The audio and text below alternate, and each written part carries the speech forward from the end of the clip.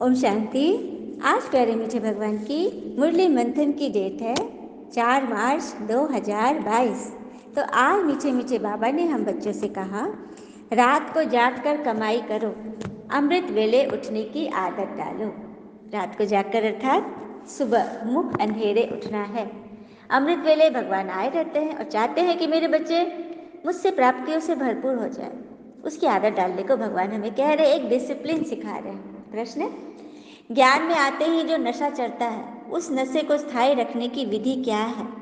उत्तर, जब ज्ञान में नए नए आते हो तो बहुत नशा चढ़ता है। उसी समय अपने आप को अनेक प्रतिज्ञाएं भी करते हैं। बाबा कहते वह प्रतिज्ञाएं डायरी में नोट कर लो, फिर उसे रिवाइज करते रहो तो नशा स्थायी रहेगा। नहीं तो माया के तूफानों में आने से नशा उड़ जाएगा। अगर कोई भूल चलते चलते हो जाए तो फौरन सुनाकर हल्के हो जाओ, फिर दोबारा वो भूल न हो, नहीं तो वृद्धि होती रहेगी। क्या कहा बाबा ने कि जो भी प्रतिज्ञा करते हो, भगवान जब पढ़ाते हैं तो बच्चे बड़े नशे में आ जाते हैं। उस वक्त तो प्रतिज्ञा करते, डायरी में भी नोट करते। तो बाबा कहते सिर्फ डायरी में न रहे, वो आपके मन बुद्धि पर रहे। भूल चूक हो जाए तो फौरन भगवान को सुनाकर हल्के हो जाओ और दोबारा वो कर्म ना हो। एक सेकंड पहले जो व्यर्थ गया वो अगले सेकंड समर्थ बन जाए, नहीं तो उसी में वृद्धि होगी। गीता की मुरली का, दुखियों पर रहम करो माँ बाप हमारे। ओम शांति। यह गीत बहुत अच्छा है क्योंकि दुखी तो सारी दुनिया है और याद भी करते आए हैं तुम माता पिता। तुम्हारी कृपा से सुख घनेरे मिलते हैं। इस समय सारी दुनिया दुखी है, इसीलिए फिर बाबा को याद करते हैं, तो माँ को भी जरूर करेंगे। यह गीत बहुत अच्छा है। तुम जानते हो, माँ बाप के पास जन्म लेने से हमको वर्षा मिलता है। एक सेकंड में एक सेकंड में भगवान से वर्षा मिलता है। जैसे ही भगवान को पहचान जाते हैं। भारत में यह गायन है, बच्चे अब सम्मुख बैठे हैं, जगत अम्बा है तो जरूर जगत पिता भी होगा, उनके ऊपर भी कोई होगा।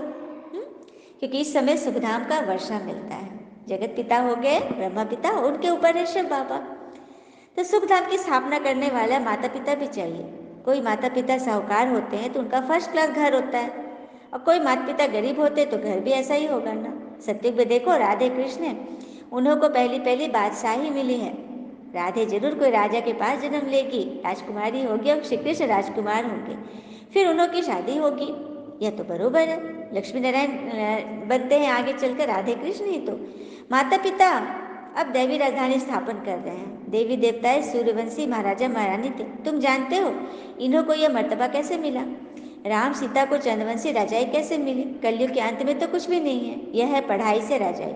जैसे उस पढ़ाई से इंजीनियर बैरिस्टर आदि बनते हो ना, यह है फिर पढ़ाई से राजाओं का राजा बनना। एक ही पिता है जो रजाई पद के लिए राज्य सिखलाते हैं, और कोई ऐसी यूनिवर्सिटी नहीं जहाँ राज्य पद प्राप्त करने के लिए पुरुषार्थ कराया जाता हो।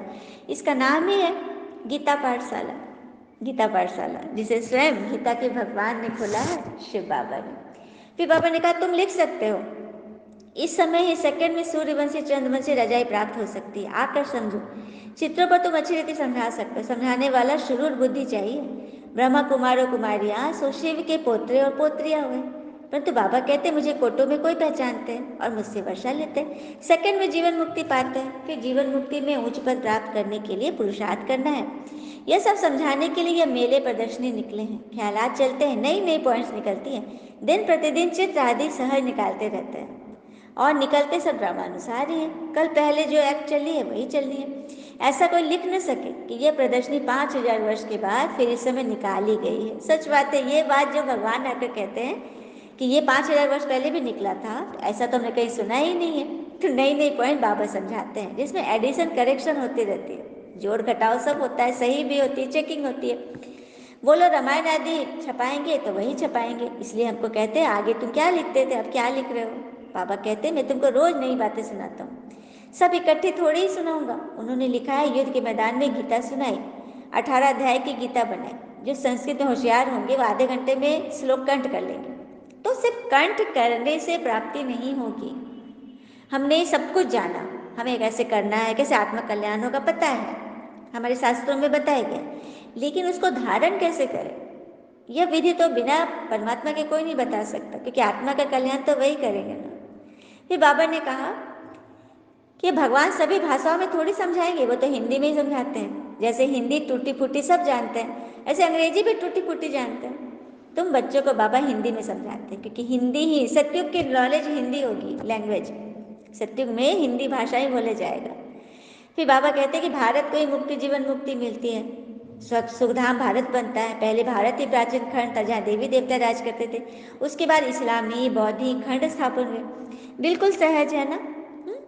जिस समय जिसका सैपलिंग लगना है उन्हों का ही लगता है, सच बात है। जिस समय जिस धर्म को आना है उनकी सैपलिंग लगती है, बढ़ते हैं, वृद्धि होती है। फिर बाबा कह रहे देखो कैसे कैसे पत्र लिखते हैं। बाबा हम 4 दिन के बच्चे हैं, हमने आपको पहचान लिया है। कोई तो कितने वर्षों तक आते रहते हैं परंतु कभी पत्र भी नहीं लिखते, कोई तो फट से पत्र लिखते हैं। सच बात है बाबा। आगे चलकर माया के तूफान बहुत आएंगे, तूफान से पुराने पत्ते भी गिर जाते हैं, नयों को पहले पहले खुशी का पारा बहुत चढ़ता है। बाबा हम आपके होकर हैं, पर तो माया कम नहीं है। जब प्रतिज्ञा करते हो तो डायरी में नोट करो कि हमने क्या क्या प्रतिज्ञा की, क्योंकि माया वहीं पर आएगी जहाँ पे आपने नोट किया है। फिर बाबा कह रहे हैं एक कहानी में है ना, माँ का कान पकड़ा कि तुमने मुझे पहले क्यों नहीं सुनाया। सच बात है, आज की बात है ये। किसी बच्चे को यदि हम संस्कार नहीं सिखाएंगे तो कल को उसको पुलिस पकड़ेगी, उसके साथ कुछ घटना घटेगी तो किसको दोष देगा? माता पिता को देगा ना, कि माँ हम तो बच्चे थे, मैं तो बच्चा था, पर आपने क्यों नहीं बताया। इसे कहते हैं कान पकड़ना, उलाहना देना। तो उससे बचना है ना, बच्चों को अच्छी समझानी देनी। फिर बाबा कहते हैं लोभ नहीं रखना चाहिए, जो मिले अच्छा, मांगने से मरना भला। शिव बाबा के भंडारे से तुम्हें सब कुछ मिलता है। अमृत वेले आप ही बैठने की आदत डालनी है, रात को जागकर कमाई करो। बाबा ने ये तन बहुत अनुभवी लिया है।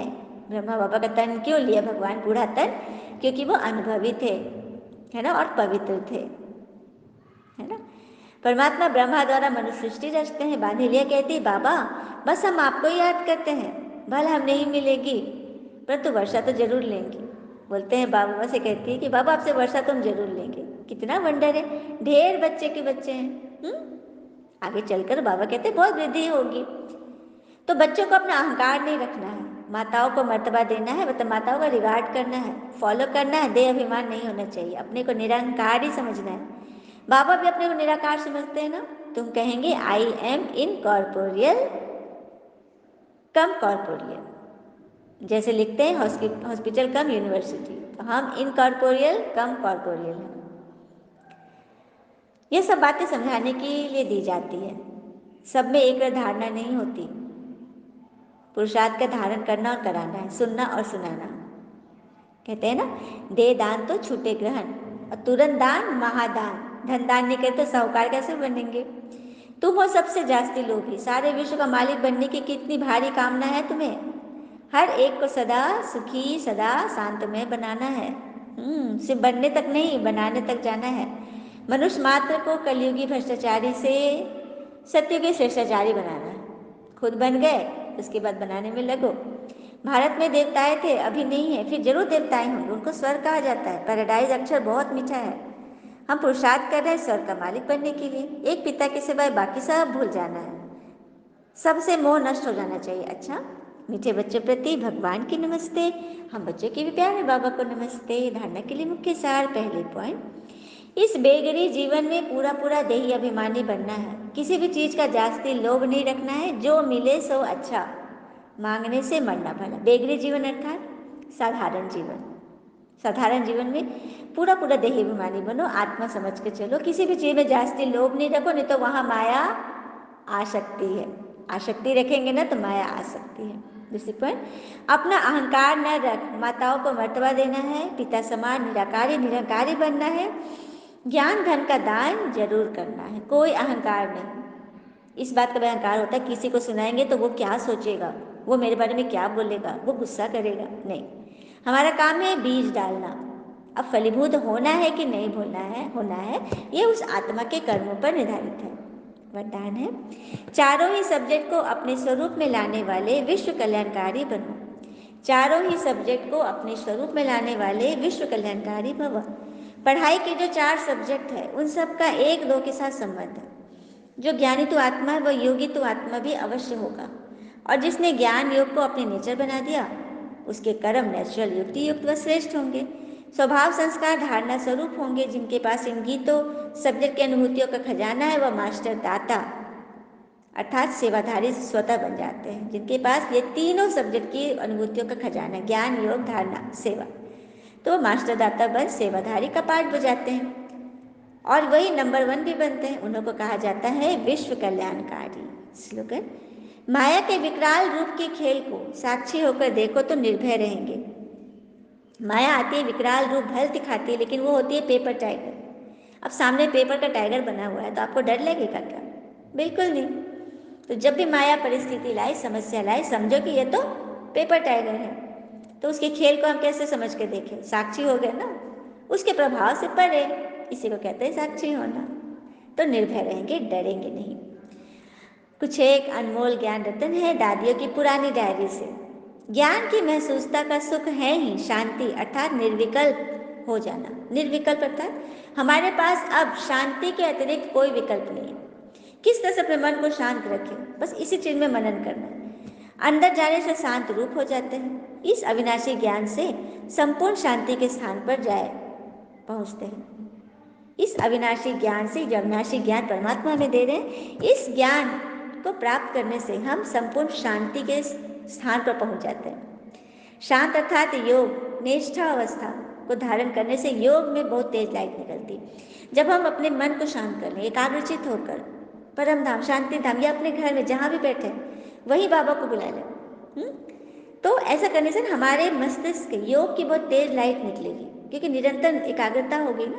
जो दिन रात ऐसी मीठी योग की अवस्था में रहते हैं उन्हें अपरम अपार खुशी रहती है, और इसके लिए अमृत वेला नींव है। सुबह सुबह यदि ऐसा योग कर ले, सारा दिन उसका असर, फिर शाम में नुमा शाम भी कर ले, उनके सब हद के बंधन टूट बेहद की स्थायी खुशी प्रकट हो जाती है। ऐसी अवस्था में दिल बहुत हल्की रहती है और खुशी की लहरों में फूले नहीं समाते। यही निष्ठा योग की चाबी है और हम दैवी वत्सों ने पिता ईश्वर द्वारा प्राप्त की है। क्या है हमारे पास? ये योग की चाबी भगवान ने हमें दिया है, जिससे ही हम ईश्वर पिता द्वारा दैवी स्वराज प्राप्त करते हैं। अच्छा, ओम शांति। शुक्र मीठे बाबा, वो बाबा के प्यारे प्यारे बच्चे। थैंक यू बाबा। All is well always. Om Shanti.